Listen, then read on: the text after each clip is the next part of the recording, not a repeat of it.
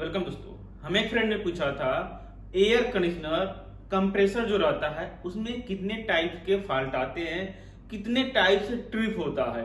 हमें बहुत से सुनने को मिलता है, देखने को मिलता है, कंप्लेन आता है एसी हमारा ट्रिप हो गया है, कंप्रेसर ट्रिप हो गया है।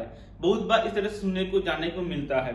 बट ये जो कंप्रेसर जो ट्रिप होता है, कौन कौन से सिचुएशन में ट्रिप होता है, क्या क्या रीजन होते हैं ट्रिप होने के, कैसे इसे फाइंड करेंगे, ठीक करेंगे, प्रॉब्लम सॉल्व करेंगे। तो ये वीडियो में इसी के बारे में टिप्स ट्रिक्स जानने वाले हैं, सिम्टम्स जानने वाले हैं, कंप्रेसर कितने टाइप से ट्रिप होते हैं, क्या क्या प्रॉब्लम होते हैं। अगर आपको मालूम है तो वीडियो को स्किप कर सकते हैं, नहीं मालूम है तो आप पूरा वीडियो देखिए, आपको जरूर इन्फॉर्मेशन मिलने वाला है। अगर आपको वीडियो अच्छा लगे तो लाइक कर सकते हैं, नहीं तो आप डिसलाइक कर सकते हैं। आप देख रहे हैं ASR service centre. Service centre में आपका स्वागत है। मैं हूं अमरजीत फ्रॉम उत्तर प्रदेश गोरखपुर से।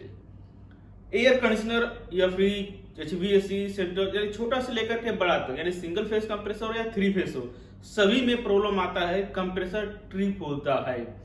कंप्रेसर नॉर्मल कहा जाए ट्रिप होता है तो ट्रिप कई टाइप से ट्रिप होते हैं। एक हमारा ट्रिप होता है जो मेन ब्रेकर LCB MCB होता है, वो ट्रिप होता है, बंद होता है, शट होता है। दूसरा जो ट्रिप होता है जो कंप्रेसर का इंटरनली ओवरहीट होता करके ट्रिप हो जाता है। ये कुछ में इंपॉर्टेंट चीज है। उसके बाद आता है एक ट्रिप होता है हमारा HPLP से ट्रिप कर रहा है। तो कैसे, कौन कौन सिचुएशन में क्या होगा ये हम समझते हैं। अगर हमारा कंप्रेसर ट्रिप हो रहा है, यानी कि चालू हो रहा है, आउटडोर चालू हो रहा है, चालू होते ही कंप्रेसर का जो ट्रिप होता है, पूरा ब्रेकर जो बंद हो जा रहा है, ट्रिप होगा, तो कंडीशन में आउटडोर या इंडोर पूरा टोटली बंद हो जाएगा, डेड हो जाएगा।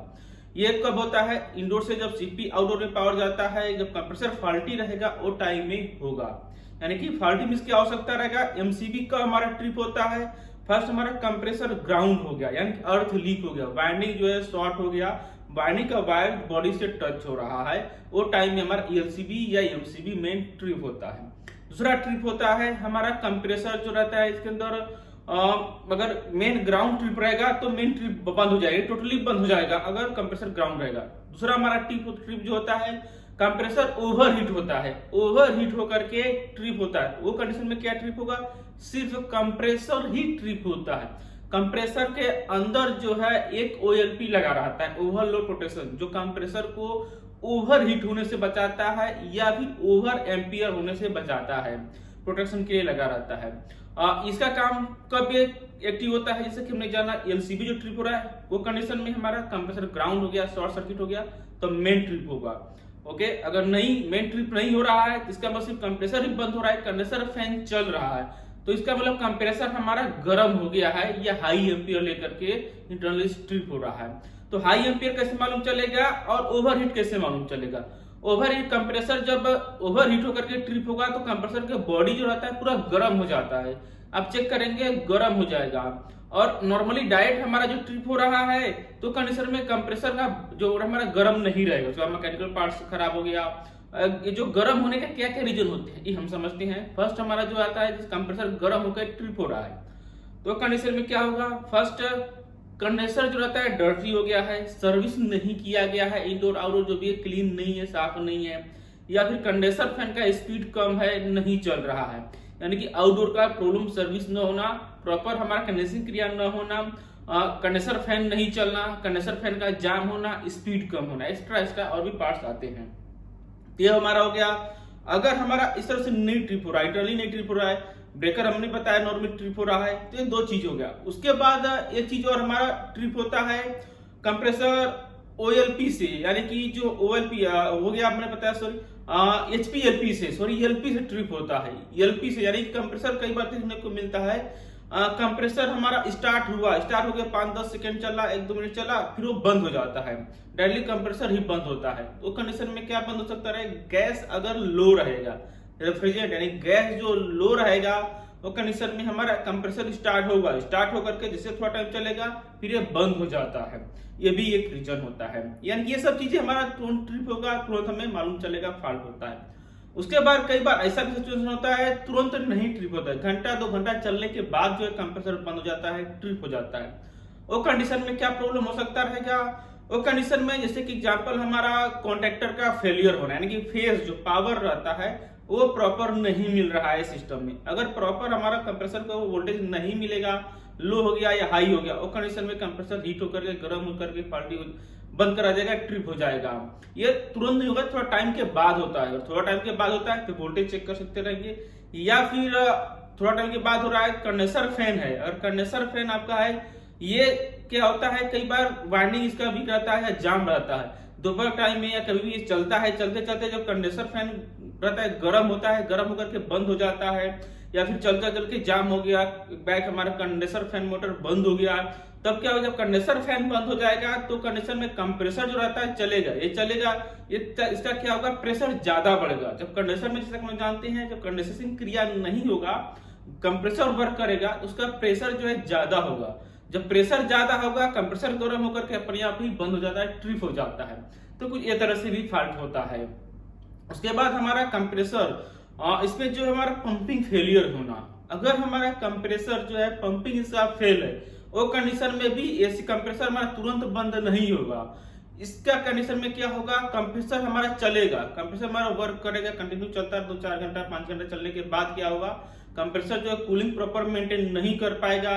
रिटर्न जो गैस का रिटर्न जो आता है, सक्शन पाइप हमारा चिल रहता है, जो हमारा वाइंडिंग को ठंडा करता है, वो नहीं हो पाएगा। रिटर्न पाइप प्रेशर जो है ज्यादा, सक्शन पाइप प्रेशर जो है ज्यादा हो जाता है कंप्रेसर फेलियर होने की रीजन में।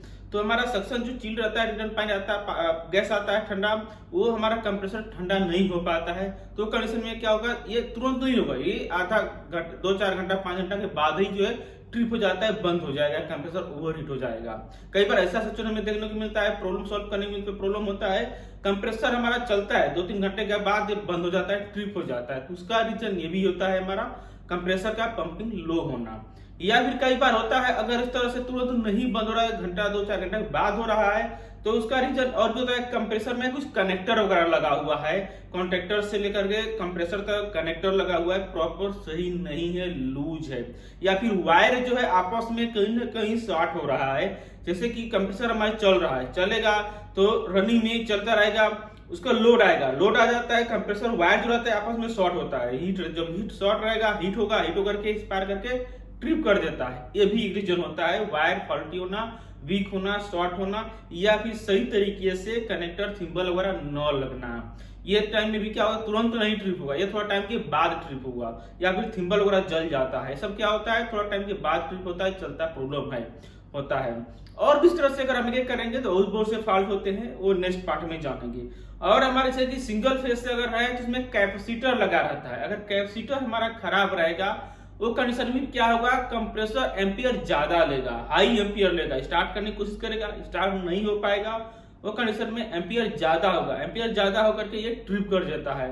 तो कैपेसिटर वीक होने के, फॉल्टी होने के कंडीशन में भी इस तरह से प्रॉब्लम होता है। अगर सिंगल फेस है, तो सिंगल फेस नहीं है तो उसमें कैपेसिटर नहीं रहेगा, या और भी कुछ टेक्नोलॉजी आ रहे हैं जो हमारे सिस्टम को प्रोटेक्ट करने के लिए आ रहे हैं, उसमें कैपेसिटर लगता है, उसके बारे में अलग पार्ट में जानेंगे, देखेंगे किस तरह से लगा हुआ है, क्या वायरिंग वगैरह रहता है। तो इस तरह से बेसिक ये सब चीजें फॉल्ट होते हैं, कंप्रेसर ट्रिप होने के रीजन रहते हैं। आशा करता हूं आपको जरूर इन्फॉर्मेशन मिला है। इसी तरह से और प्रैक्टिकली वीडियो देखने के लिए HVAC, सेंट्रल एसी के बारे में और भी होम अप्लायंस के बारे में जानने के लिए, रिपेयर के बारे में जानने के लिए हमसे जुड़े रहें। हमारे चैनल सब्सक्राइब करें, सब्सक्राइब करने पर जो बेल आता है, ऑल नोटिफिकेशन आता है, उसको ऑन जरूर करें। जिससे ये वीडियो आप WhatsApp group, social media, net ऐसे लोग के पास शेयर करें, जो लोग कोर्सेज कर रहे हैं, फील्ड में आना चाहते हैं, उन लोग पास शेयर करें, उन लोग का भी आप हेल्प जरूर करें। अगर आप ऑनलाइन कोई सा भी स्पेयर पार्ट, टूल्स, जैसे फ्रिज का, वॉशिंग मशीन खरीदना चाहते हैं, नीचे डिस्क्रिप्शन में लिंक दे दिया है, बहुत से अभी स्पेयर पार्ट्स का ऑफर चल रहा है, उसका फायदा आप ले सकते रहेंगे। आज आपका दिन शुभ हो। Thank you for watching.